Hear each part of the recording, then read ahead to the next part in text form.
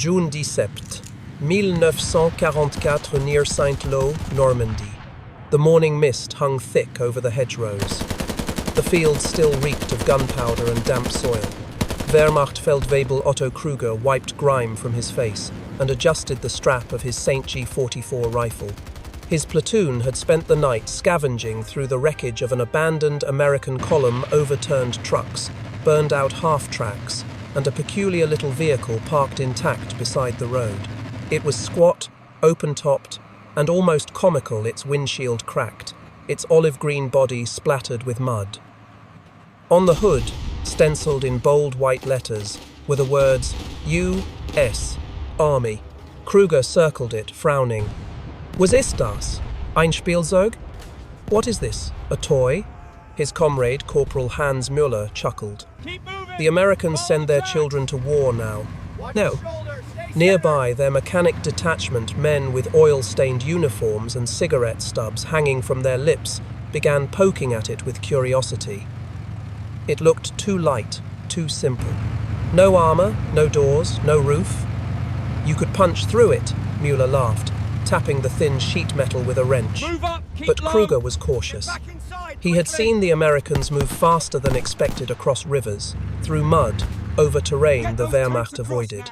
He leaned closer to the odd little vehicle, noting the simplicity of its design. Short wheelbase, high clearance, fat tires. The key was still in the ignition. "Start it," he ordered. Private Weber climbed in, turned the switch, and the engine sputtered, coughed, then roared to life. The sound was deep, steady, confident. Every German mechanic froze. Weber revved the throttle. The Jeep responded instantly, its engine growling with a power that belied its size. Kruger climbed into the passenger seat, still skeptical. "Let's see if this child's toy can move." Weber grinned, shifted into gear, and pressed the accelerator. The Jeep leapt forward, bouncing over the muddy road with startling agility. It didn't stall, didn't slip, it glided. When Weber cut sharply toward a ditch, the Jeep climbed the bank like it was nothing. The men stared, wide-eyed. One shouted, "Das ist unmöglich." "That's impossible!" Kruger turned, expression unreadable. The laughter was gone. He motioned to his men. "Bring it to the workshop. I want to see how this thing is built." The Wehrmacht had just captured its first American Willys MB Jeep. They didn't know it yet, but that small, boxy vehicle would soon become their most envied machine. June 19, 1944, a Deugain German field workshop near Saint-Lô. The sun rose through smoke and fog as the captured Jeep sat in the center of a makeshift repair yard. All around it, the mechanics of the 352nd Infantry Division were hunched over crates of salvaged Allied gear, Enfields, helmets, boots, but their attention was fixed on the squat American vehicle that had humiliated their laughter the night before. Feldwebel Otto Kruger stood with his arms crossed as Unteroffizier Hans Vogel, the unit's chief mechanic, knelt beside the Jeep's open hood. His fingers traced the clean welds and logical layout of the engine bay. The air smelled of oil and gasoline. "Look at this," Vogel muttered, half to himself. "Everything accessible. No over-engineering. Even the spark plugs are labeled. Anyone could fix it." Kruger frowned. "So, it's screwed? Im. Im. Vogel shook his head slowly. "No, it's clever." He twisted the cap off the radiator. Steam hissed out, carrying the smell of antifreeze. "See the water pump design? Simple, robust. Our Kubelwagen would overheat by now. This one? It breathes." Nearby, a younger mechanic leaned into the driver's seat, studying the controls. "Sir, the lever's four-wheel drive." Vogel nodded. "Ja, transfer case. You can shift power to all four wheels. Brilliant." Kruger raised an eyebrow. "A four-wheel drive this small? That's madness." "Die." "Madness that works," Vogel replied, slamming the hood shut.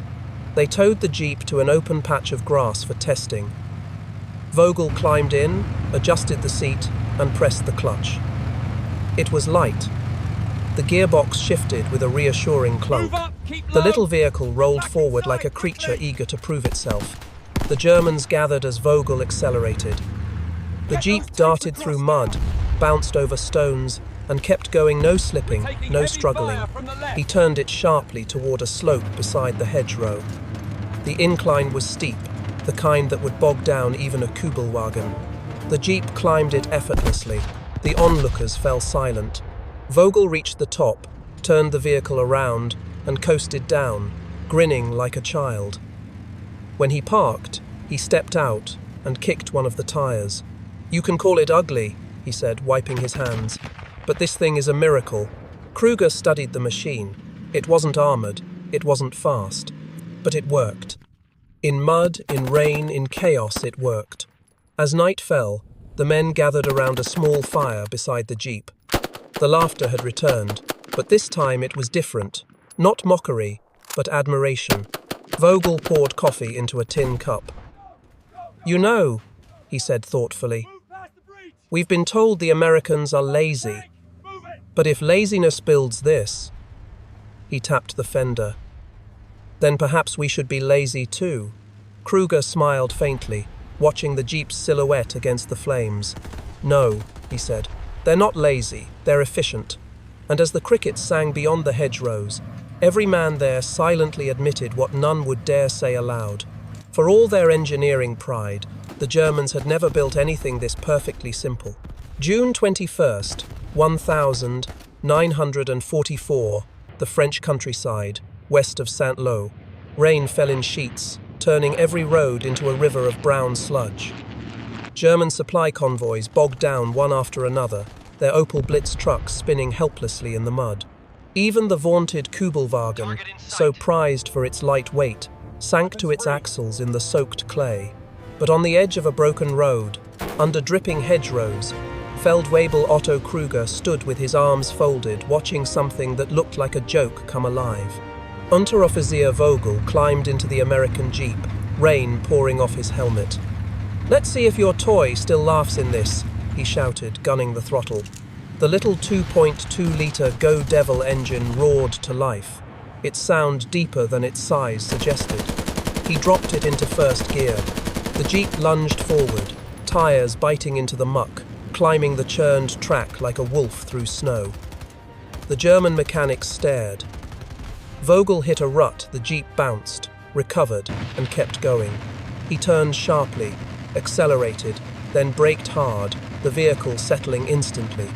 "Unbelievable," Kruger muttered, his voice lost under the rain. He signaled for Vogel to push harder. The mechanic nodded and pointed toward a steep embankment, nearly 45 degrees. "She won't make that," another soldier said. Vogel grinned. "Watch me." The jeep charged the slope, engine howling, all four wheels clawing the mud.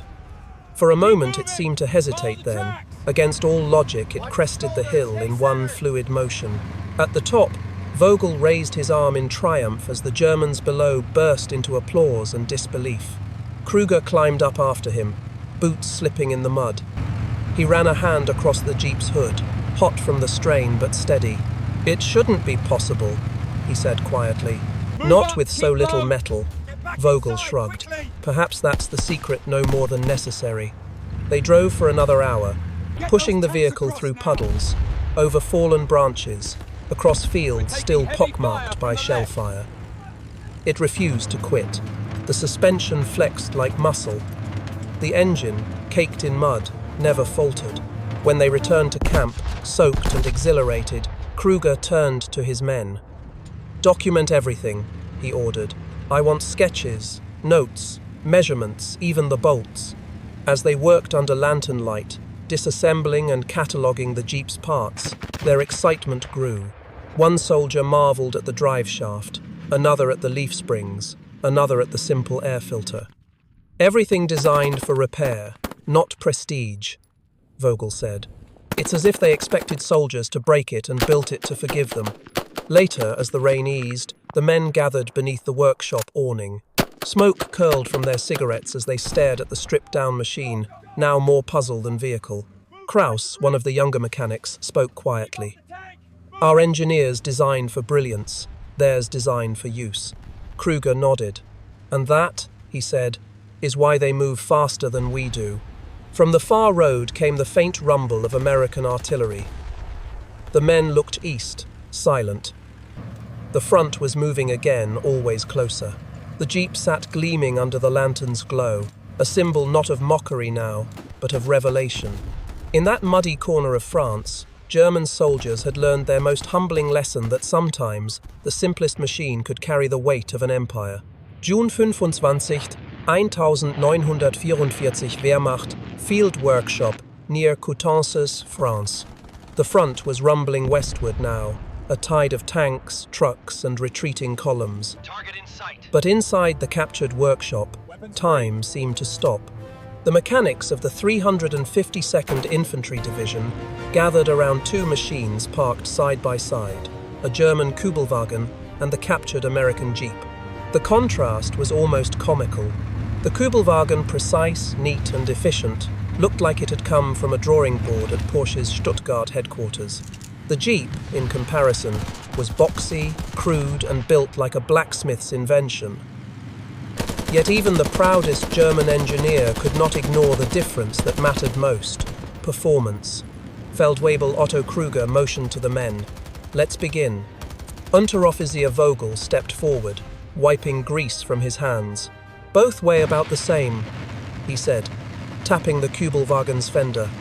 "But this one," he gestured to the Jeep, "drives like it's alive." They tested them side by side. On gravel, the Kübelwagen's narrow tires spun, its rear-wheel drive struggling for traction. The Jeep, with its four-wheel system engaged, climbed the incline without hesitation.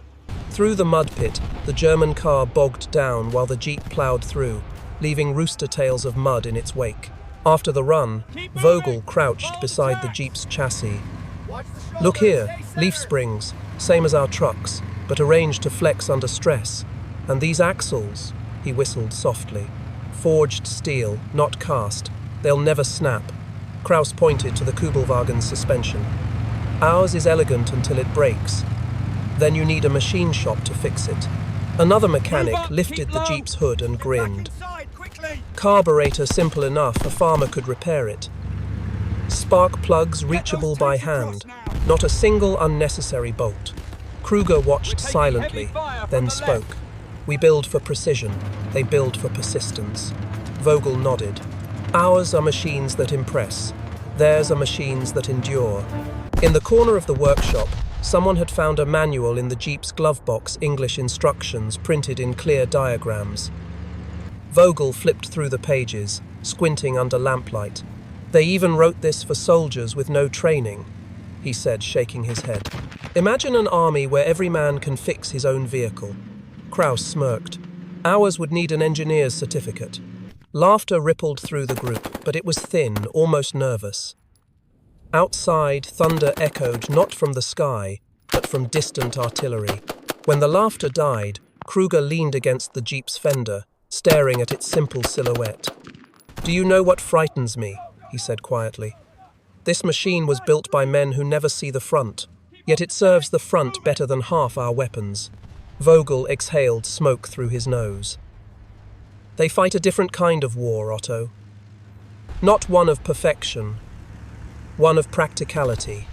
That night, long after the others had gone to sleep, Kruger sat on a crate beside the Jeep, sketching its design in his notebook. Every bolt, every cable, every clever corner of simplicity fascinated him. The candle flickered low. He wrote a final line beneath his drawing. "In this machine, the Americans have built not a car but a philosophy." He closed the notebook as the first light of dawn crept through the cracked windows. In the distance, the sound of engines grew louder, not German, but American. The front was moving again, and this time it was the little toy that led the way. June 30th, 1944 south of St. Lo, Normandy. The thunder of artillery rolled like distant thunder as Wehrmacht supply units scrambled to move what little fuel and ammunition they had left. The narrow French lanes were packed with trucks, horse-drawn wagons, and exhausted soldiers. In the middle of this chaos, The captured American Jeep, now painted grey with a black cross hastily brushed on the hood, sat idling like an obedient hound awaiting its next command. Feldwebel Otto Kruger climbed into the passenger seat. Vogel, his mechanic, slid behind the wheel. "You sure about this, sir?" he asked, tightening his gloves. "We're out of time to be cautious," Kruger replied. "Let's see if your new friend can keep up with the war." They set off down the rutted farm road, the Jeep bouncing over craters and debris. It was loud but steady, its engine humming as though it didn't notice the destruction around it.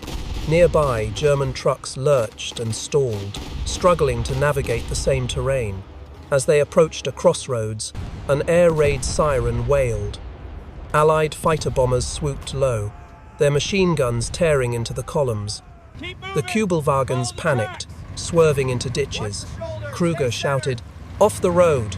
Vogel yanked the wheel, the Jeep leaping from the dirt track into a nearby orchard.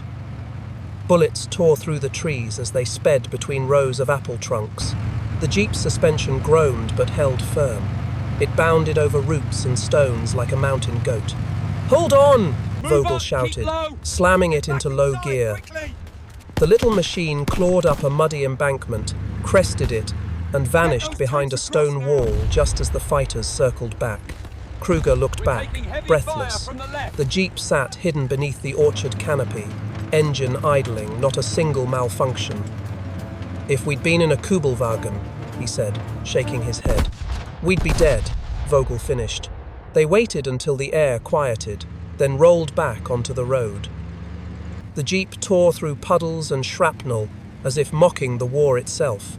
At a ruined bridge, they found retreating German troops trying to drag a supply cart across a shallow river. The Jeep didn't hesitate. Vogel downshifted, splashing straight through the current, its engine never faltering. The soldiers on the far bank froze, jaws hanging. One shouted, "That's American." Kruger just nodded. "It's effective." When they returned to camp hours later, soaked and mud-splattered, the men surrounded them. "Did it survive?" someone asked. Vogel grinned, slapping the hood affectionately. "Better than we did." That evening, as they cleaned the machine under lantern light, Vogel discovered something remarkable. The Jeep's spark plugs, distributor, and wiring had all remained dry despite the river crossing. "Waterproof," he murmured in disbelief. "Simple rubber seals, that's all it took." Kruger poured himself a cup of bitter ersatz coffee, staring at the vehicle. Around him, men whispered about its agility, its toughness, its uncanny ability to shrug off everything war could throw at it. He spoke quietly, half to himself. "We design machines for glory. They design them to survive." Vogel nodded, tightening a bolt with his wrench. "That's why they'll outlast us, Otto, every time." From somewhere beyond the hedgerows came the distant rumble of engines, hundreds of them. The Allies were pushing inland again. Kruger looked toward the horizon, then back at the mud-caked Jeep. "Then we'd better learn from them," he said. The Jeep's engine ticked softly as it cooled, like a heartbeat refusing to die. July 3rd, 1944, near via France. The front had become a blur of smoke and motion. Allied artillery thundered from the west, shaking the ground like distant earthquakes. Supply lines were fractured, bridges blown apart, and Wehrmacht units were retreating through the shattered Norman countryside.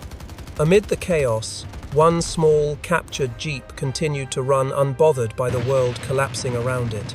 Feldwebel Otto Kruger and Unteroffizier Vogel had been using the vehicle for days now, hauling wounded, carrying messages, even towing an abandoned cart of rations. Its olive-drab paint was nearly hidden beneath the grime of constant use, yet the machine refused to quit. That morning, as the sky cleared for the first time in days, they parked it beside a disabled Kübelwagen. Its rear axle had snapped. Vogel crouched beside it, his face smeared with oil. "It's done for," he said. "We don't have the parts." Kruger gestured to the Jeep. "We've driven it through rivers, mud, artillery craters, it never complains." Vogel stood, pulling off his gloves. "It's built to be repaired in the field. Every part, every bolt accessible." We overthink everything, Otto. We design for beauty, they design for endurance. Nearby, a young radio operator, barely 20, joined the conversation. Sir, the Americans call it a Jeep, he said, holding a small, captured field manual. Willys MB. Says here, one can be built in 4 days. Krüger blinked. 4 days? Mass production, the boy replied, tapping the page. And everyone identical. Engines, parts, wheels interchangeable. The words hit like artillery. 4 days. In Germany, a single precision vehicle might take weeks to perfect and could never be truly replaced once destroyed. As they spoke, an American air patrol screamed overhead. The men ducked for cover, but the fighters passed by uninterested in the tiny patch of farmland below. When the sound faded, Krüger stood and looked at the Jeep, sunlight glinting off its windshield. It's more than a vehicle, he said quietly. It's a system, a philosophy. If one dies, another takes its place. That afternoon, they used the Jeep to evacuate wounded soldiers from a shelled village. Its small frame wove between ruins, dodging debris, carrying men who could no longer walk. A medic riding in the back shouted over the roar of the engine, "Whatever this is, we need 1,000 of them." When they stopped at a field hospital, the German doctor looked at the Jeep with disbelief. "You brought them in this?" "Yes," Krüger said. "And it'll go back for more." Later, as dusk fell, Vogel leaned against the fender, smoking in silence. "You know," he said, exhaling slowly, "if this war ends, and God willing it will, I think they'll keep building them. Farmers, doctors, explorers, anyone who needs to move."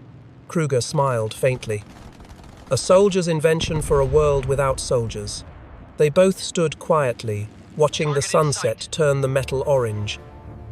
Around them, the distant rumble of battle continued the slow, inevitable collapse of their army. Yet beside them, the American Jeep idled patiently, ready for whatever came next. Vogel flicked away his cigarette. "Do you think our engineers could ever admit this?" Krüger looked at the vehicle one last time. "They'll have to," he said, "because this little machine may have just shown us how the war is really being won." He placed his gloved hand on the hood, feeling the steady warmth beneath the steel. It was the pulse of practicality, the heartbeat of an industrial giant they could no longer deny. The men walked away as the Jeep's engine cooled in the twilight, a symbol not of conquest, but of revelation. July 6th, 1944, Normandy, France. The roads were clogged with the remains of the German retreat. Burned trucks, shattered tanks, and lifeless horses littered the ditches. Yet through the smoke and the wreckage, one vehicle kept moving, the captured Willys Jeep. Its tires chewed through mud and broken cobblestones alike, hauling ammunition crates to what was left of a forward command post. Feldwebel Otto Krüger sat beside Vogel as the little machine bounced along the shattered path. Both men were silent now. The days of mockery were gone. So was their arrogance. They arrived at the headquarters of the 352nd Division, where Major Hankey, tall, severe, a veteran of the Eastern Front, waited with a scowl. "You're late," he barked. Then his eyes landed on the vehicle. "What is that thing?" Vogel killed the engine, mud dripping from the wheel wells. "An American Jeep, Herr Major, captured near Saint-Lô. We've been using it for transport." "Law." The Major stepped closer, inspecting it with disdain. "That toy? You're telling me this? Contraption carried ammunition?" Krüger nodded. "And wounded, and messages. It goes where our Kubel wagons cannot." Hanke frowned. "Impossible." Without a word, Vogel climbed back into the driver's seat, started the engine, and pointed to a nearby slope, a muddy incline rising behind the command post. "Permission to demonstrate, sir?" The Major hesitated, then gestured sharply. "Go on." Vogel pressed the throttle. The Jeep roared and began its climb. Its wheels spun, mud spraying like artillery smoke, but the little machine held firm, clawing upward with pure determination. It reached the top, turned around and rolled back down without stalling once. When Vogel parked again, the Major stood silent. Around him, the staff officers, men who had mocked American equipment for years, stared in stunned respect. One whispered, "If we had 50,000 of those." Kruger answered quietly, "We might not be losing." Hanker stepped closer, tapping the fender. "Who built this?" "Willys and Ford, sir," Kruger said. "They produce them by the tens of thousands. Identical, simple, reliable." The major ran his hand along the hood, deep in thought. "Mass production," he murmured. "Our engineers would call this crude." "Crude," Kruger replied, "is another word for effective." "Yeah." Later that night, the officers gathered around the jeep as rain began to fall again. The men discussed it like scholars around a relic, how its parts could be replaced in minutes, how it ran on low-grade fuel, how its suspension could survive punishment that broke half their trucks. Vogel sat nearby, sipping black coffee. "Funny thing," he said. "When we first saw it, we laughed." "And now?" asked Kraus, one of the junior mechanics. "Now," Vogel said softly, "we salute it." For a moment, the conversation stopped. Only the sound of the rain filled the air, pattering on the hood of the little vehicle that had earned even the Wehrmacht's respect.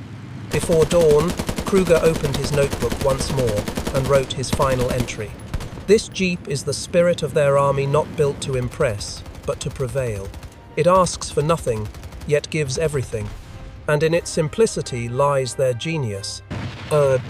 As the first light touched the horizon, Kruger closed the book, slipped it into his tunic, and looked at the horizon where Allied artillery flashed like lightning. "Come on, Hans," he said, climbing into the jeep again. "Let's move before the front catches up." Vogel started the engine, that same steady hum, dependable as ever. The laughter was long gone. In its place was something the Germans rarely gave admiration. July 10th, 1944, outside Mortagne, France. The thunder of engines carried through the valleys as the Wehrmacht struggled to form a new defensive line. Smoke hung low over the hills, mingling with the acrid scent of diesel and cordite. Somewhere amid the chaos, a small grey-painted jeep darted between convoys like a messenger bird in a storm.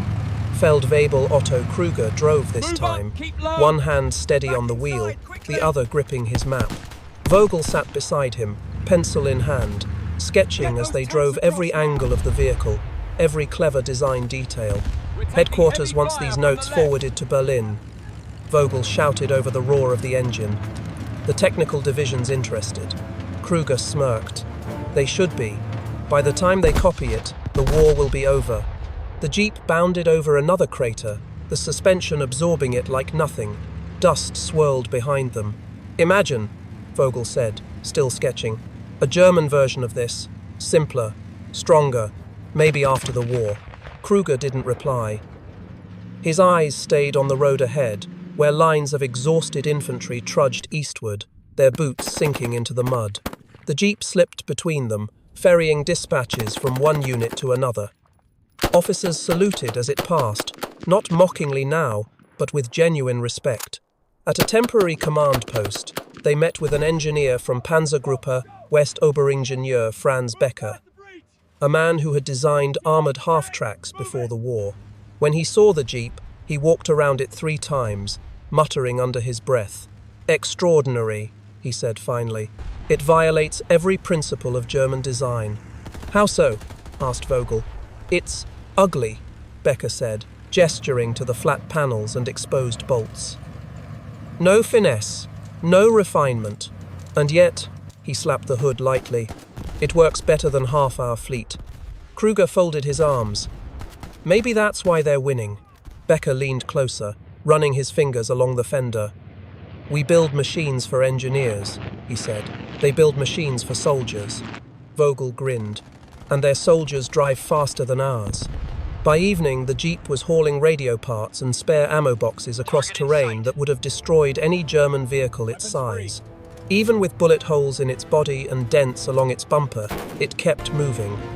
The men began to call it Das kleine Pferd, the little horse. That night, while they refueled beside a shattered barn, Becker crouched beside the jeep's open engine bay with a flashlight. "You realize," he said, "this thing could be our teacher. It's the blueprint for modern warfare. Modern Warfare? Krüger asked. Yes, Becker replied. Mobility, interchangeability, simplicity. We chased perfection and lost time. The Americans chase function and win the war. The three men fell silent. The night air smelled of smoke and gasoline. Somewhere in the distance, flares burst like stars above the horizon. Vogel closed his notebook, snapping the straps shut. When this war ends, he said, I'm going to build cars. Not complicated ones, good ones. Strong ones, like this. Becker smiled faintly. You won't be the only one. Half of Europe will be studying this machine before long. Krüger kicked dirt over the dying fire. And when they do, he said, they'll remember that for once, just once, we Germans stopped laughing at our enemy's ideas. The Jeep's engine coughed to life again, its headlights cutting through the dark. As it rolled down the road, its shadow flickered over the wrecks of trucks and tanks, all monuments to a philosophy that prized complexity over survival. The little horse kept moving, its wheels carrying lessons that would outlive the men who drove it. August 5th, 1944, the Falaise Pocket, France. The war had turned into collapse. Allied armor poured through every gap in the German line, and the sky belonged to the enemy. Roads were jammed with retreating soldiers, shattered wagons, and burning fuel trucks. Amid the chaos, one battered grey Jeep bounced over the wreckage, its once proud black cross almost scrubbed away by dust and gunfire. Feldwebel Otto Krüger's uniform was torn and blackened. His hands, usually steady, gripped the wheel like claws. In the passenger seat, Vogel held a blood-soaked map across his knees, guiding them toward what was left of the retreat route east of Argentan. "Keep going!" he shouted as shells exploded nearby. The Jeep lurched, tires skidding through mud and shattered glass. Shrapnel hissed across the hood, tearing a small hole through the windshield. The little machine coughed once, then steadied as if refusing to die. Around them, heavier vehicles lay abandoned, engines blown or tracks broken. Kubelwagons, trucks, even half-tracks, all silent corpses in the mud. But the Jeep kept moving, climbing over debris and weaving through the inferno. Krüger laughed, half in madness, half in awe. "Look at it, Hans! It's indestructible!" Vogel gritted his teeth, shouting over the roar of artillery. "It's not indestructible, it's right. Built to survive, not to impress." 1. They burst through a burning farmhouse courtyard, flames licking at the fenders. The engine howled, heat shimmering through the open cabin. "It's overheating," Krüger yelled. "Then it's just like us," Vogel barked back, his grin wild beneath the soot. Moments later, the road vanished beneath them, a crater, 10 meters wide. Krüger slammed the brakes, the Jeep skidding to the edge, mud spraying into the void. They sat there, breathing hard, surrounded by the wreckage of a defeated army. Vogel stared across the crater at the horizon, where Allied columns advanced like an unstoppable tide. The sound of tank treads and the low thrum of aircraft filled the air. "It's over," he said quietly. Krüger didn't answer. He reached out and rested his gloved hand on the Jeep's dashboard. "Not for this," he said. "This will keep going long after we're gone." Vogel nodded slowly. "You're right. Someday, someone will rebuild the world with machines like this, small, simple, honest." Wah. They sat in silence for a long moment, listening to the faint ticking of the cooling engine. Then Krüger spoke, his voice low, almost reverent. "It began as a joke, a toy, we said, but it carried us through hell. Maybe that's why they built it, because they knew war isn't about pride, it's about persistence." An explosion shook the ground behind them. Vogel turned the key one last time. The Jeep's engine sputtered, then came alive again, defiant against the noise of collapse. They drove east, leaving the burning pocket behind a lone grey speck moving through a sea of destruction. When they finally abandoned the vehicle hours later, out of fuel and surrounded by silence, Krüger walked a few paces, then stopped. He turned back to the Jeep and saluted it. "Danke," he said simply, "for teaching us." Then he and Vogel disappeared into the forest. Weeks later, Allied engineers would find the Jeep where it stood, its body scarred by shrapnel, its tires flat, but its engine still capable of turning over. They'd paint over the cross, refill the tank, and drive it again. The little machine born in America, baptized in war, respected by its enemies, would serve on. Its legacy was not victory or conquest. It was endurance. It was motion. It was proof that simplicity could change the world. May 1946, Kassel, Germany. The war was over. The cities were ruins. The factories that once roared for the Reich now stood silent, their smokestacks broken like the ribs of a dying beast. But in a small motor pool on the outskirts of Kassel, two men, older, thinner, yet unmistakable, stood over a familiar shape. Feldwebel Otto Kruger and Unteroffizier Hans Vogel, now civilians, stared at a line of Allied vehicles parked in the morning fog. American engineers were teaching German mechanics how to maintain equipment for the occupying forces. And there, among the trucks and half-tracks, sat it the same kind of machine that had once carried them through chaos. A Jeep. Olive drab, stenciled with a white star. Vogel stepped forward, running his hand along the fender. 2 years, he said softly. And it's still the same. Kruger smiled faintly. Why change perfection? The American sergeant overseeing the training, a cheerful man from Ohio, saw them staring and called out, "Simple, ain't it? 2,000 parts, all made to fit anywhere. We still use the same ones from 41. Vogel exchanged a glance with Kruger. Mass production, he murmured, remembering the manuals, the spare parts, the rhythm of industry that had seemed impossible to comprehend back in France. The sergeant tossed him a wrench. "Give her a try." "No." Vogel caught it, crouched by the wheel hub, and within minutes had the drum off, cleaned and reassembled. The sergeant nodded approvingly. "See? No magic. Just good thinking." When he turned away, Kruger whispered, "That's what we never understood. They built a tool for every man, not a monument for engineers." As the day went on, they helped service the vehicles. Jeeps, trucks, even bulldozers. Every part fit, every system worked, every design forgave mistakes. There was beauty in its logic, in its humility. At lunch, the American sergeant sat with them, lighting a cigarette. "You know," he said, "we call her the GI's best friend. Carried generals, medics, even nurses. Some say she won the war." Kruger looked up. "No," he said quietly, "men win wars." But this helped them come home. Later that evening, after the Americans left, Vogel and Kruger remained by the Jeep, the sun dipping low behind the bombed-out horizon. Around them, the world was rebuilding brick by brick, road by road. Vogel rested his hand on the hood. "Think we'll ever make something like this?" Kruger thought for a long time before answering. "Maybe not yet, but one day when we stop building to impress and start building to endure." He smiled faintly, eyes distant. "They taught us more than how to fight. They taught us how to last." Years later, German automakers would study the American Jeep's design.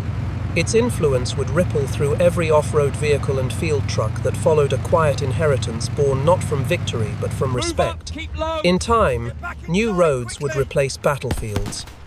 Farmers would drive where soldiers once crawled. And across those roads, in every engine that hummed and every tire that turned, lived a small echo of the Jeep's unyielding spirit. Some said it was just a machine, but for those who had driven it through mud, fire, and the end of a world, it was something more. It was proof that genius isn't complexity, it's clarity. And long after nations forgot the names of the men who fought, they would remember the little vehicle that never stopped moving. A box of steel, a motor and 4 wheels. A laugh that became a lesson. A toy that changed the way the world built its future.